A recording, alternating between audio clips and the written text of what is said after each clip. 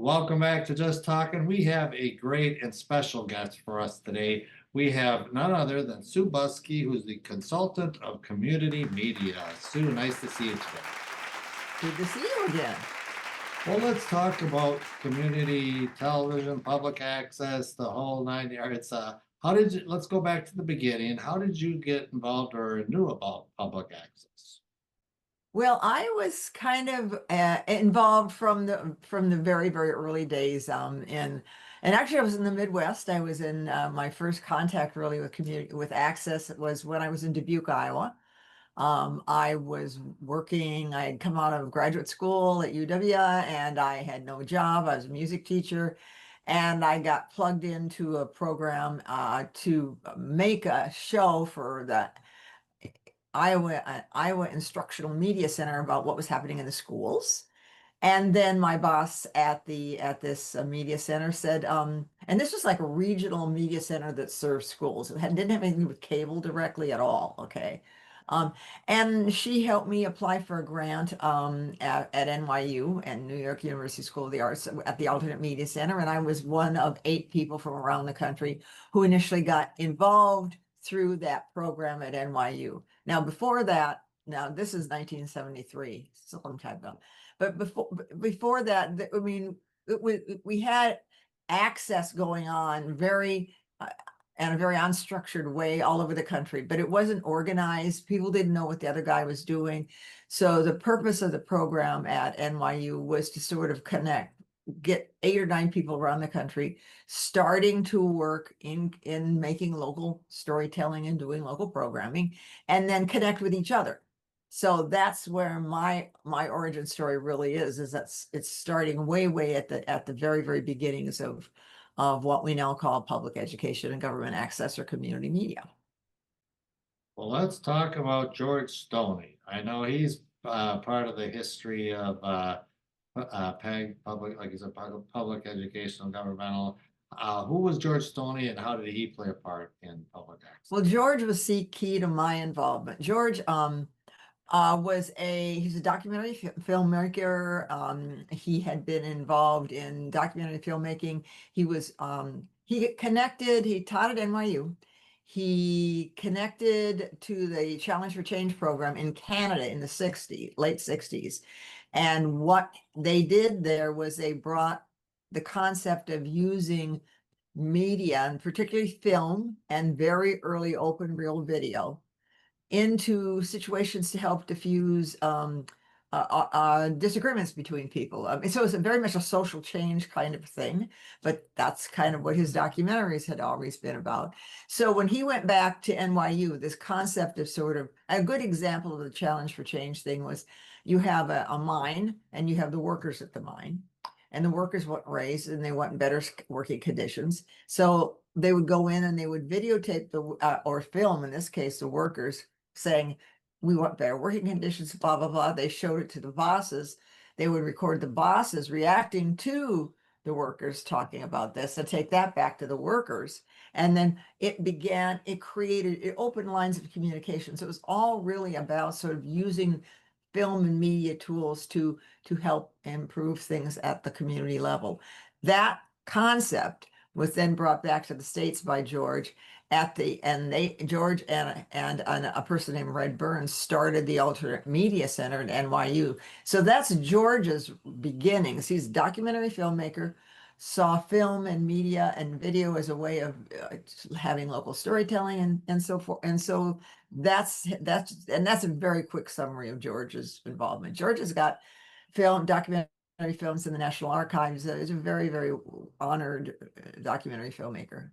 And then from there, were you sold on the public access and kind of because you've been through it all these years, was that sort of the point on the timeline that you were really delved into it?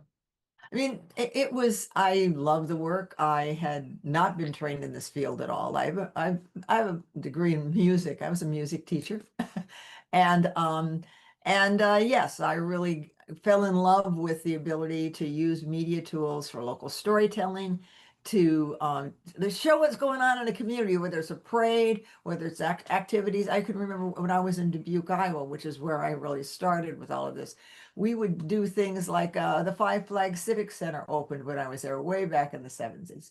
Or there was a neighborhood tool closet, we called it a tool closet, where people in this low-income neighborhood could go and check out tools to go do home repairs. So the videos we did were things that were going on in the community, and that's kind of what got me really. I just really felt it was it could be a really positive thing, community media, in a community, whether it's about documenting activities or about addressing social issues, or showing what's happening with kids, with the arts, with whatever, just all about what's happening in the community. And so that got me involved. Then I moved there. I was in Dubuque for a number of years as part of that program that at the Alternate Media Center. That way that worked is you had a workplace, and mine was in Dubuque. And then you would go back into NYU for trainings. Well, I was in Dubuque for a number of years. Then I moved on, working in the field to something called the Miami Valley Cable Council, which was near Dayton, Ohio. And that's when I got into all the regulatory side of cable regulation and franchising and all that kind of stuff. And then I sort of did that for a while. Then I went to Washington, and during all that time, more and more people were kind of coming together, and that's where the ACM, or what was then called the National Federation of Local Cable Programmers, got started, and that's how I helped that get started, and then was on from there. And let's talk about that because we're celebrating 50 years of that Mhm. organization as well. So let's talk, what happened that 50 years? How did it get organized? Did someone come up with the idea, or could you expand on what happened 50 years ago? Well, basically, the groups of folks, and each year that Alternate Media Center project that I was involved in, there were 8 more people who were selected to be part of it. Now that went on for 4 years, okay?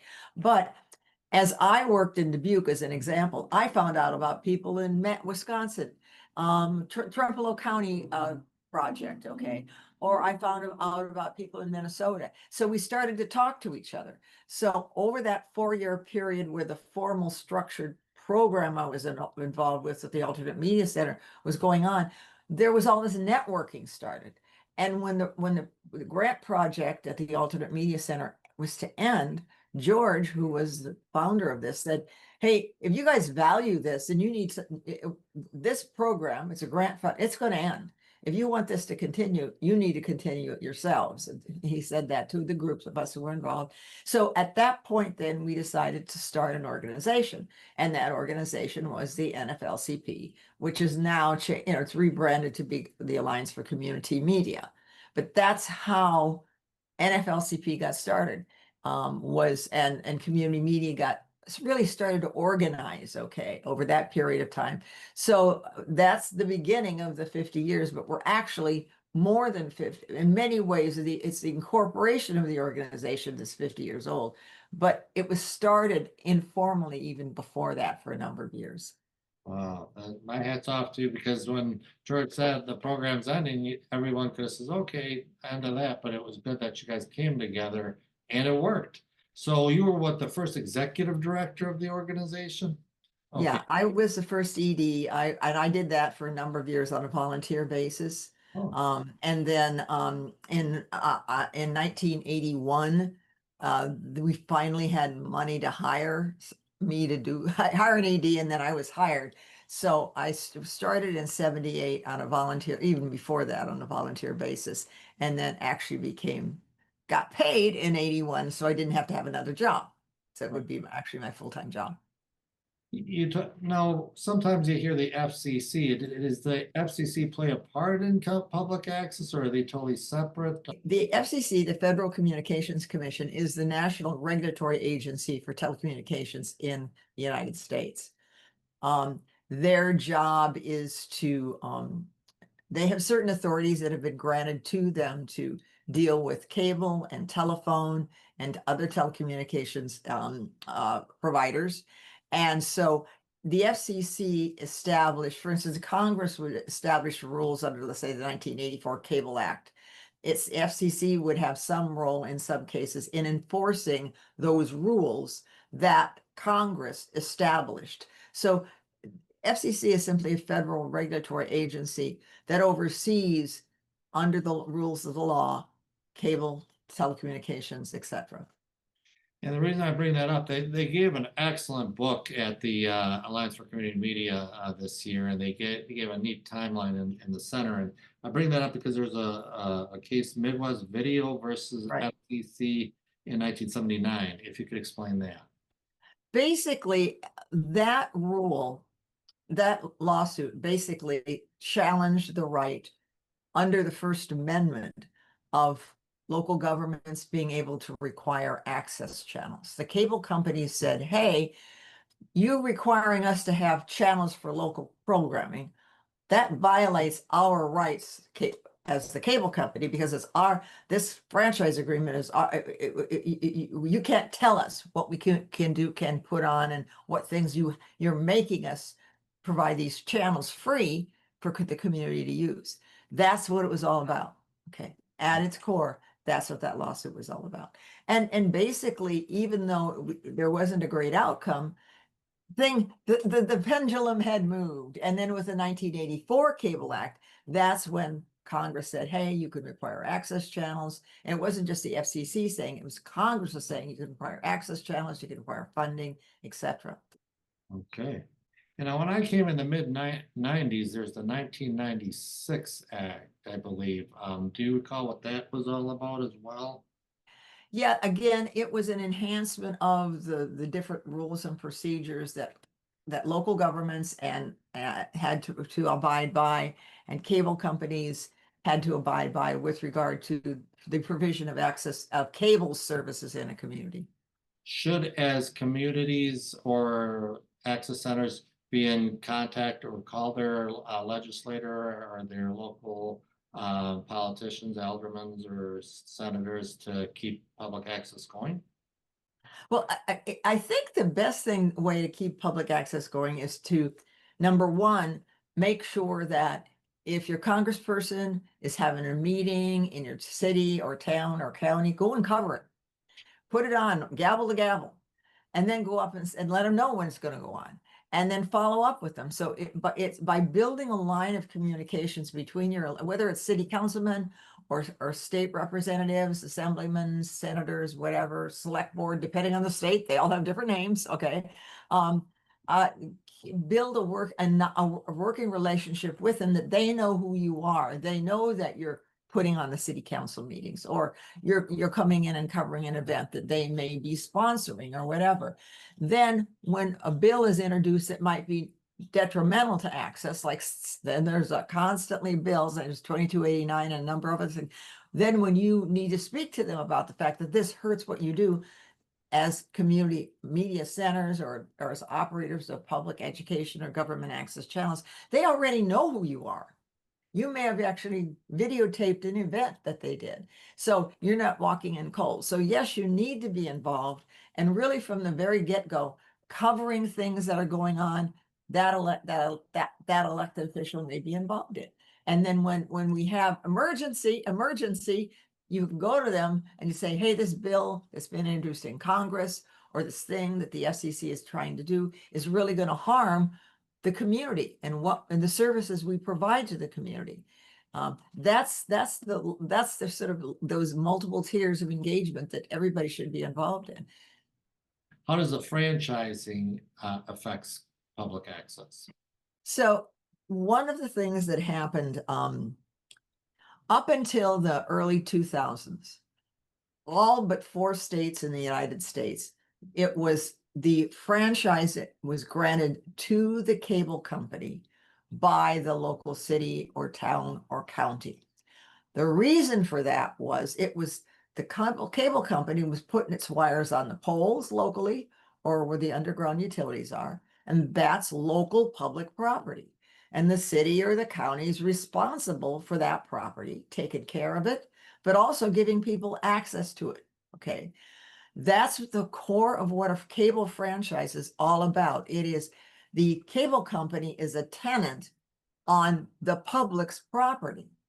Now, traditionally, and up until roughly 2003, I believe, or four, it was the local government that granted that franchise because it was the local government who was responsible. But what happened at that point in time is that was about the time like the AT&Ts of the world and the telephone companies, they wanted to start to offer cable services, just like the Comcasts and the Charters and all the other companies that are traditionally looked at as cable companies. But the telephone companies, the telecom companies, they didn't want to have to go to the local cities and towns to get that franchise. They wanted to just go to the state and get the franchise because the state regulatory agencies is what they were used to dealing with telephone service. So what happened in 21 in a number of states, and Wisconsin was one of them, is that they came, the telecommunications companies came in and sold state representatives on the fact that cities were just blocking the ability for these competitors to get and compete and to compete with the Comcast or the RCNs or the traditional cable companies. And the state took the authority away from the local government and moved it to the state level. Unfortunately, in many states, and Wisconsin happens to be one of them, it also almost totally deregulated the obligations that a cable company traditionally had to provide in order to offer cable services in a community. And so local franchising in many states, not all, moved to state for that reason. And then in many states, the state pretty much deregulated things. So it's almost just a rubber stamp approval every 5 or 10 years for the cable company or whether whoever they are, AT&T, Comcast, whatever, to operate in the right of way. That's why we see such a diversity in the level of access and community programming across the country. If you go to Massachusetts, every single little town has an access center. It's well funded. That's because in Massachusetts, the franchising stayed local and the state imposed requirements on any company providing cable service that meant they had to have access channels, they had to provide funding, etc. This opposite side of that is what happened in Wisconsin. Could that ever be overturned, switch it back to the local franchise? Well, is it going to? Not in Could my it be lifetime. possible? Is it possible? It's technically possible, but quite not going to happen. And the reason why, okay, is because now, we've all heard the word cord cutting. Okay. The cable company offers, they're not just a cable company, they're a multi-service media delivery service. You can get telephone, you can get cable, you can get the internet.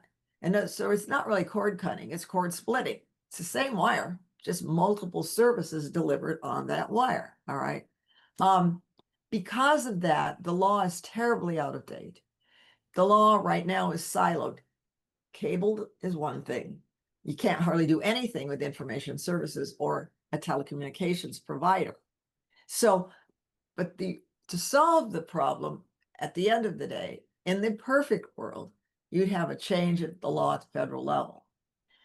What we're seeing now is if we're going to get any help in getting and providing a better environment for community access, like in Wisconsin, it would require a state level change. And the ability is there. The state could say, here, we're going to go back to local franchising. You'd have every AT&T and Comcast and Charter in the world opposing that legislation at the state level. So that's why I'm saying it's kind of unlikely. Is it possible? Yeah. For those who don't know about the Alliance for Community Media, why should they get involved? Well, ACM and there's another organization called the Alliance for Communications Democracy, but let's talk about ACM first. It is the advocacy organization and professional organization for people who work in access or community media or who think it's important and it needs to be preserved and improved. Okay. So that's what it does. There's actually ACM, there's a Alliance for Community Media, and then there's a foundation of the Alliance for Community Media. The foundation does all the sort of education stuff like the Hometown Media Awards and that sort of thing. The Alliance is more of an advocacy group, and so it's a professional association. So they're sister organizations. Then there's a third body that's called the Alliance for Communications Democracy. Now, I'm the chair of ACD. It's a national organization, and it was started in 1988, so it's about 40 years old, because there was a sense that there needed to be an organization who could, if needed, do purely advocate on franchising and First Amendment issues. Sometimes, the cities aren't always on the right side of issues either, in our field. And ACD is an organization that does not have members that are cities or cable companies. So ACD as an organization is out there, and another sister organization to ACM. So ACM, Professional Association for everybody working in the field, and advocacy, Foundation for the Alliance for Community Media. That's the organization that handles all the media awards and the educational activities for the field. Why have you still been with it, and what's the importance of public access media? Well, I'm just, it's like anything, you get involved in something that it becomes your passion, and you think it's really important, and you want to spread the word about its importance and also help preserve it. So that's why. Since we're talking about the 50 years of the Alliance, any memorable conference that you recall, or anything that you'd like to share over the years? Geez, I mean, there's some things like in the 1979, the second annual conference, this keynotes that was in Austin, Texas. The keynote speaker said, you guys aren't going to be around in 5 years. Well, we're still around 49 years later. Okay. So that's a memorable thing. I guess it's a lot of the thing. It's just about resilience. I think probably some of the most memorable things about the field is how resilient we've had to be to continue to exist. There have been challenges at the legal level and at the funding level constantly. I mean, you can't, I mean, there used to be, I'll be real direct, there used to be a lot more places that had access channels and community media centers, or what we called access centers, than there are now. And the reason why is primarily two things. Number one, it's the changes in the law that had to do with franchising and the ability of local governments to require compensation for the use of the right of way from the cable company. And that's what the access channels and the funding for access have always been. It's the rent the cable company pays back to the community to allow the cable company to make a lot of money and selling all the services that they sell to people in town. Okay. So, I mean, we've had to, there used to be a lot more access centers, for instance, in the South and in the Southwest than there are now. Because like Wisconsin, there are places where the franchising either got totally eliminated or moved from the local level to the state level, and the state pretty much deregulated. That's, so we don't have as many places as we used to. But we are a resilient bunch, okay, of people. And it's interesting, once you start to work in this field, there's people who've been at it for 20, 30, 40 years, 50 years. I did enjoy watching public access on different programming. Have you ever produced any public access programming? Oh, years ago, when I was actually like running an access center. Yeah, when we're in Dubuque, we did the opening of the Five Flags Civic Center. We did all kinds of things we did bingo. And you never, and that's the beauty about public access. It's anything and everything. And currently you're talking about arts and the music. There's some, right.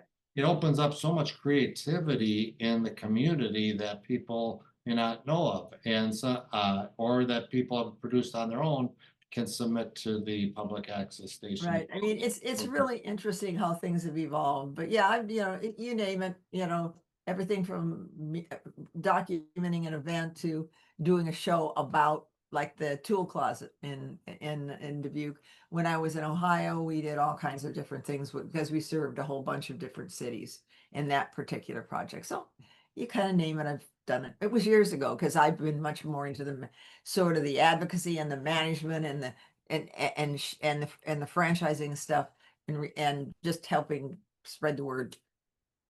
All right, and then I guess we're wrapping up, so I'll just leave it with this, is that why should someone get involved with their community media center? Well, everybody's going to have their own reason. Okay. Some people get involved because, frankly, there's training there and you can learn media production skills that can translate to a job. Okay. Some people get involved because they simply want to do a program about their church or about something they're involved in their neighborhood.